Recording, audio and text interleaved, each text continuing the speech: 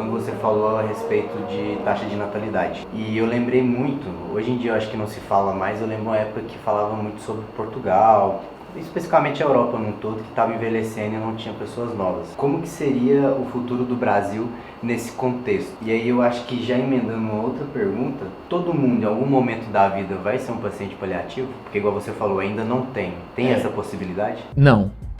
Todo mundo não. Você pode até achar algum entusiasta do paliativismo que acha que a solução de todos os problemas da humanidade, né? E falar que todo mundo vai ser paliativo. Não, não vai ser. Se você infartar fulminante, você não vai ser um paciente paliativo. Se você agora pega uma infecção pulmonar, uma pneumonia, isso se complica, se agrava e você falece numa UTI, você não foi um doente paliativo. E a sua morte também não foi paliativista, porque tentamos até o fim terapias de intervenção agressiva e curativa. Você foi reanimado, você foi entubado, foi feito terapias de hemodiálise, em nenhum momento teve limitação. A gente até poderia ter atitudes paliativistas de entender até onde se vai, mas esse paciente não era um paciente paliativo. O médico bem capacitado sempre vai ter uma cabeça paliativa para entender até onde ele vai com aquele doente, mas não necessariamente aquele doente vai ser paliativo. Então, não acredito que o paliativo é a solução de todos os problemas, é o fim de todo mundo. Mas grande parte da população vai ser. Você me perguntou qual é o futuro do Brasil. O futuro da Europa, é só olhar para a Europa. Como é que é a Europa hoje? É um local cheio de imigrantes, porque a população economicamente ativa, ela não trabalha, e a população local não se reproduziu para se manter os nativos ali trabalhando, então você tem imigrantes. Hoje na Europa, quem é economicamente ativo são imigrantes, muitos deles vindos da África, da Ásia, do Oriente Médio. Então esse é o futuro do Brasil. Agora quem vai vir para cá, não sei. Provavelmente esses países ao redor aí da América do Sul, esses países menores que economicamente são mais fracos. A economia vai fragilizar. A Europa hoje, ela, por mais que ela tenha uma moeda forte, economicamente ela é frágil. Nós temos países que a vida inteira foi forte e hoje economicamente são muito frágeis, porque a população é velha, ela é aposentada, ela consome as reservas daquele país e não produz. Esse é o cenário de colapso. Em algum momento, esses países velhos da Europa, como Portugal hoje é um país muito velho, né? O leste europeu também muito velho, vai colapsar. Recentemente, um familiar meu foi para a Bélgica e aí veio com a informação, estou até podendo compartilhar a informação errada, tá? Não foi pesquisa que eu fiz não, foi só de conversa de boca, de resenha de bar, né? Na Bélgica, se você não tem filhos, você paga um valor X de imposto de renda, alto, sei lá, 30%. Tô tirando esse número da minha cabeça, tá? Tem o seu primeiro filho, 25%. Casou, 25%. Um filho, 20%. 2 filhos, 15%. 3 filhos, 10. A partir do 4º filho não paga imposto. E a China é o contrário. A China é um país super populoso e que restringe a taxa de natalidade. Se você tem um 2º filho, você tem que pagar imposto. Se tem um 3º, tem que pagar mais. Então, o dinheiro move o mundo, né? O dinheiro é a raiz de todos os males, é a raiz de todas as soluções. O mundo terreno, ele é tudo para quem se vive aqui. Então, lá estimula-se a isso. Então, o Brasil, possivelmente, em algum momento, vai estimular isso. Ainda temos uma densidade demográfica favorável ao crescimento econômico. A população de 60 anos não é superior à população de média idade, economicamente ativa. No vídeo que eu fiz sobre a densidade demográfica é que entraram menos pessoas nos 14 anos do que entraram nos 60. Iniciou-se essa inversão da nossa coluna de densidade demográfica. Mais pessoas envelheceram do que pessoas nasceram. Mas nós temos uma população economicamente ativa maior do que a idosa. Basicamente, o futuro do Brasil, economicamente,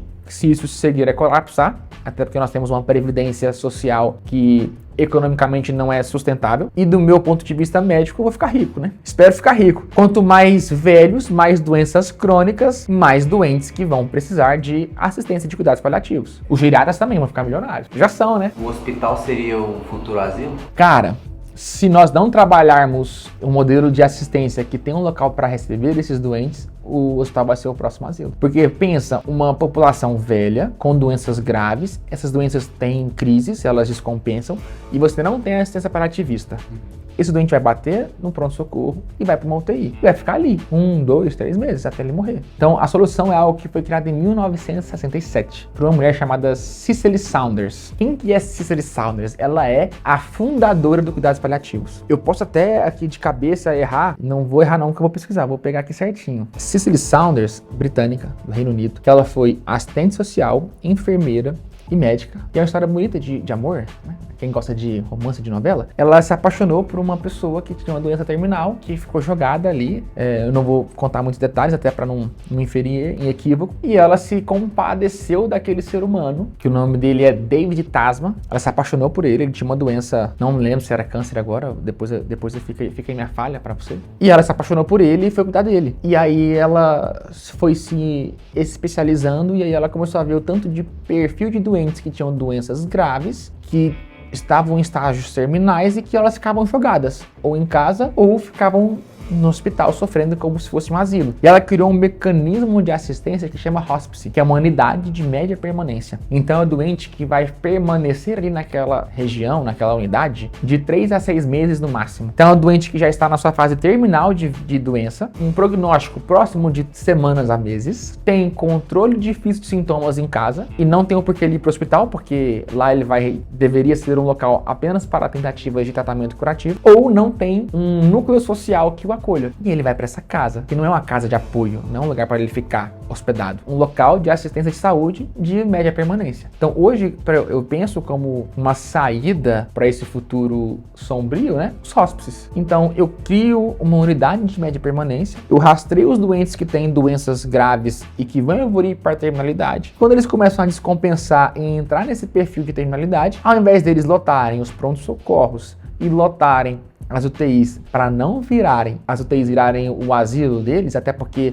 no futuro vão ser pessoas desamparadas socialmente, né? No futuro vão ser pessoas que não têm filhos, não têm cônjuges, eles vão para os hospices. Lá eles vão ter uma assistência digna, paliativa, com uma morte menos desconfortável, uma morte digna. Esse é o objetivo do cuidados paliativos no fim de vida, entregar dignidade para ele. E aí é o caminho perfeito, ele não morre sem dignidade ali com aquela obstinação terapêutica na UTI, no hospital, ele não infla a fila de entrada no pronto-socorro, ele não infla os leitos tão preciosos de terapia intensiva, de UTI. Ou até mesmo, tá? Se pode, e se já se tem hoje em alguns locais, alas de cuidados paliativos dentro do hospital. Caso esse paciente torne-se paliativado ali dentro do hospital, entenda-se que ele era, por exemplo, porque o paliativo, ele não é que ele é paliativo que eu nunca vou tratar para a cura. Um exemplo, eu tenho um doente que tem um câncer de mama, com metástase, e ela tem um prognóstico aí de meses a anos de vida. Ela vai falecer em meses a anos. E aí ela faz quimioterapia para tentar diminuir o volume da doença, para ela conseguir ter uma maior sobrevida. E a quimioterapia abaixa a imunidade. O câncer abaixa a imunidade. Aí ela vai lá e pega uma pneumonia, interna por conta dessa pneumonia. Ah não vou tratar a pneumonia. Vai tratar a pneumonia. Aí ela entra com falta de ar por conta da pneumonia.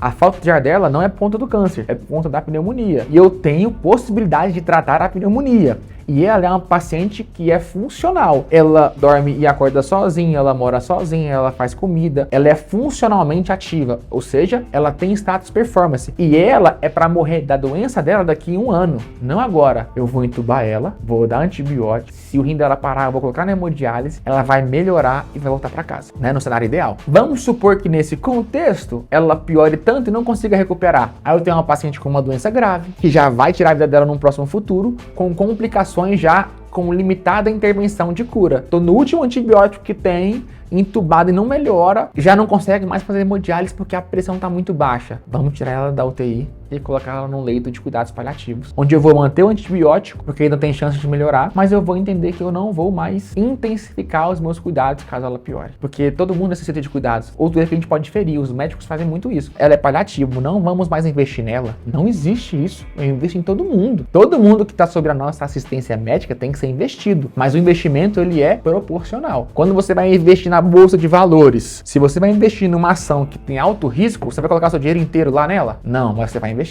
Você vai fazer um investimento proporcional àquele risco. Lá na UTI, quando fala, doutor, então ali é paliativo, não vai investir mais não. Eu falo, pô, a gente investe em todo mundo. A gente investe em todo mundo. Mas para esse paciente que é paliativo, já não faz mais sentido entubar. Já não faz mais sentido aumentar a droga. Mas faz sentido a gente redobrar a atenção com a cavidade oral. A gente redobrar a atenção com as mudanças de decúbito. A gente redobrar a atenção para dor. Redobrar a atenção para a sensação de falta de ar. Vou mudar o foco, mas eu não vou parar de investir